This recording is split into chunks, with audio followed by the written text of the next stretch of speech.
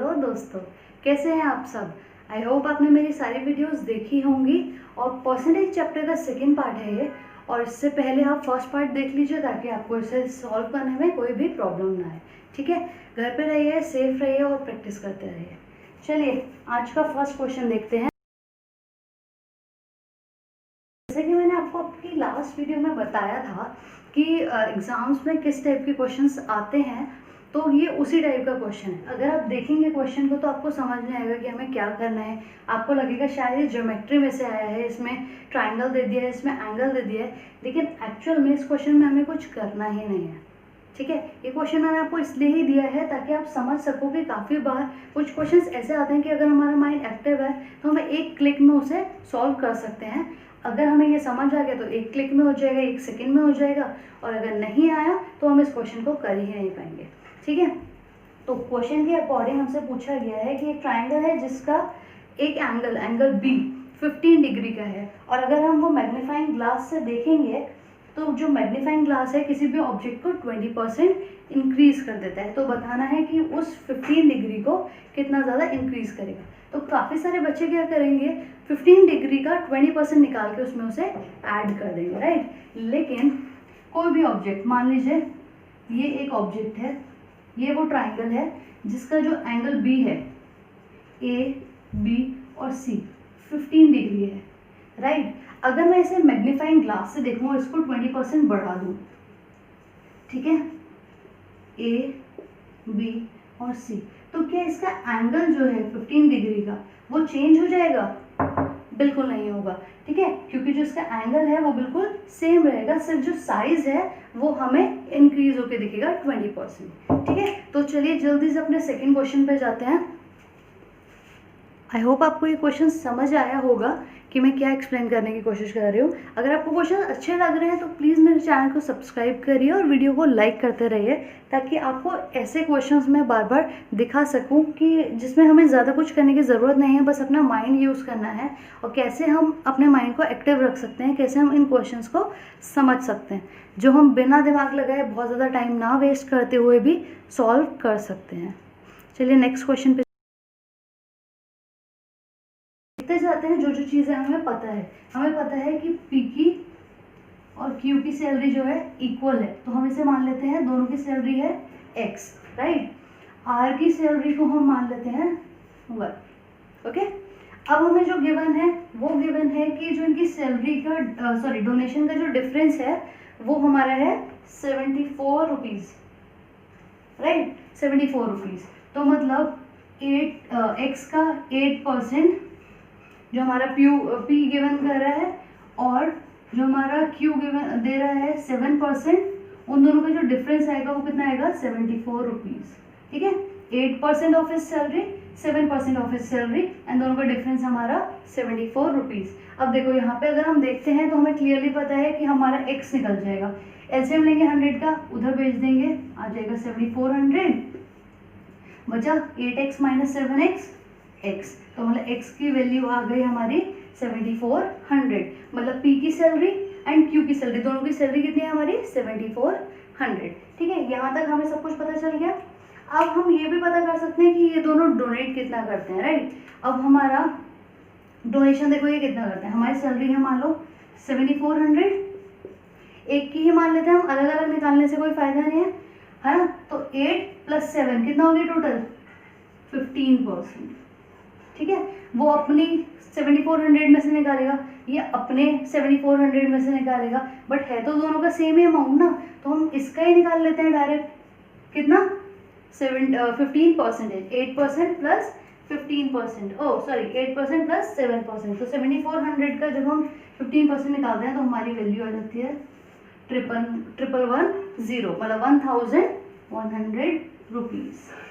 ठीक है, यहाँ आर की डोनेशन है, तो यहाँ पे हम आर की डोनेशन निकाल सकते हैं। आर की डोनेशन कितनी होगी हमारी, कैसे पता चलेगा कि टोटल डोनेशन इन दोनों की कितनी है 1110, राइट। 1110 इनकी डोनेशन है और हमें पता है ये 525 रुपीज़ एक्स्ट्रा है आर की डोनेशन से। तो अगर मैं 525 रुपीज़ माइनस कर दूँ उसमें से तो मेरे पास आर की डोनेशन आ जाएगी, राइट। तो जब मैं इसे कैलकुलेट करूँगी तो मेरे पास हो जाएगा 585 रुपीज़ हो जाएगी आर की डोनेशन। प्लीज़ थोड़ा ध्यान से देखना, टोटल डोनेशन इन दोनों की पी और क्यू की है हमारी 1110, राइट। और बोला था ये आर की डोनेशन से 525 ज़्यादा है, मोर है, राइट। तो अगर मैं वो मोर वाला पार्ट हटा दूँ, निकाल दूँ, उसमें से माइनस कर दूँ, तो मेरे पास क्या बचेगा, वो डोनेशन जो आर के बराबर होगी, राइट। तो मेरे पास आर की डोनेशन आ चुकी है। अब हम आगे देखते हैं हम क्या करेंगे। तो चलिए, पी की डोनेशन है प्लस क्यू की डोनेशन है हमारे पास 1110, आर की डोनेशन है हमारे पास 585, राइट। तो अगर हम इन तीनों का टोटल करते हैं तो हमारे पास आ जाएगा 1695। ये है इन तीनों की टोटल डोनेशन, ठीक है। अब हमसे पूछा गया था जो टोटल डोनेशन है तीनों की टोटल सैलरी के अकॉर्डिंग कितनी परसेंटेज है, ठीक है। तो तीनों की टोटल सैलरी भी देख लेते हैं हम। पी की कितनी है 7400, क्यू की कितनी है 7400, लेकिन क्या हमें आर की सैलरी पता है? नहीं, अभी तक तो नहीं पता, पर जल्दी पता चलेगी। तो चलिए हम कैसे निकालेंगे आर की सैलरी।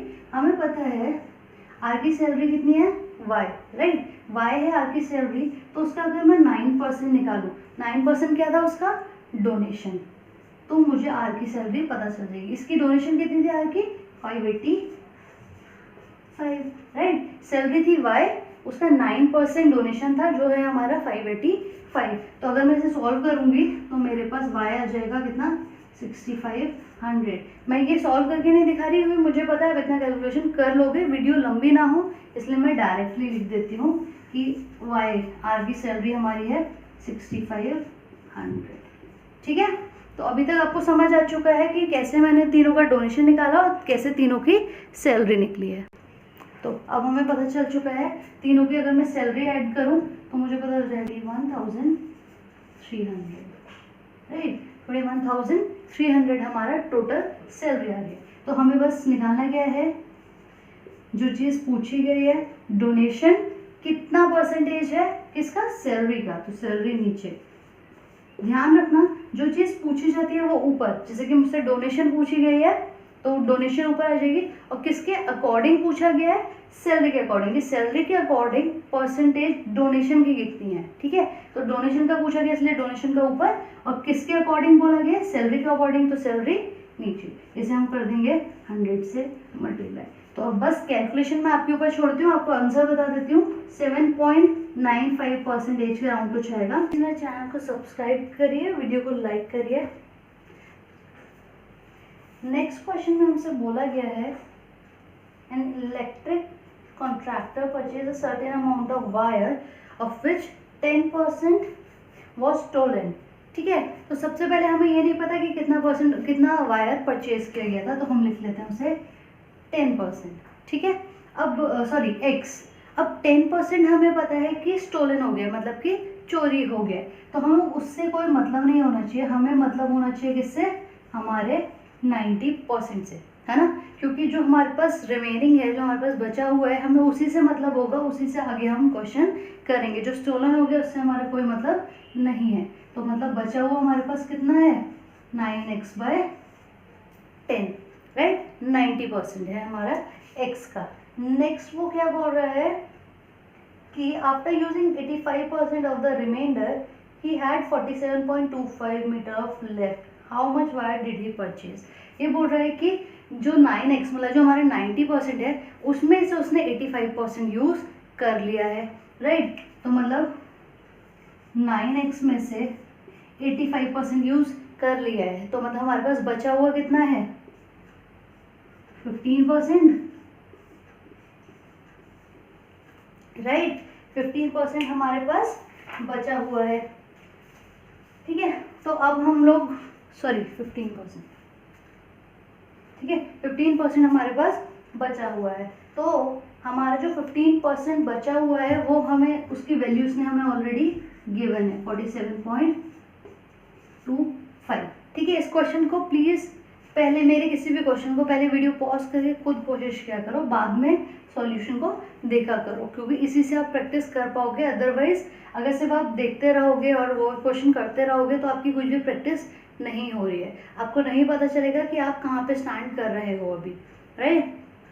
तो चलो, अब जब हम इसे सॉल्व करेंगे तो हमारे पास किसकी वैल्यू आ जाएगी, x की वैल्यू आ जाएगी। और x की वैल्यू निकालने के लिए हम क्या करेंगे, देखो जो चीज़ यहाँ पे मल्टीप्लाई हो रही है उसे मल्टीप्लाई करेंगे, जो डिवाइड हो रही है उसे डिवाइड करेंगे। अब मल्टीप्लाई है तो मुझे पता है 10 × 100,000 होता है।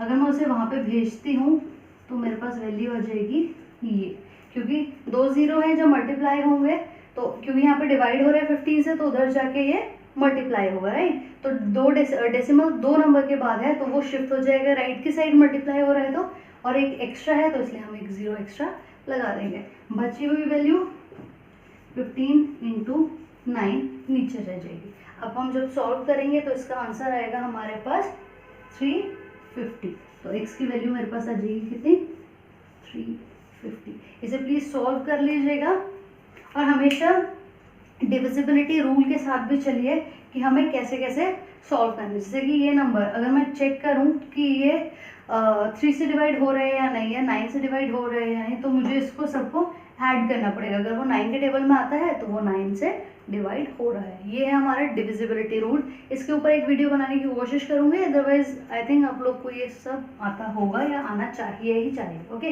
तो x की वैल्यू आ गई 350। तो इसका मतलब स्टार्टिंग में उसने जो परचेज किया था वो था 350 मीटर। तो ऐसे कुछ इंटरेस्टिंग क्वेश्चंस मैं आपको और दिखाती रहूँ, तो उसके लिए प्लीज़ मेरे चैनल को सब्सक्राइब करिए, वीडियो को लाइक करिए एंड बाय। प्रैक्टिस करते रहिए, सेफ रहिए, बाय।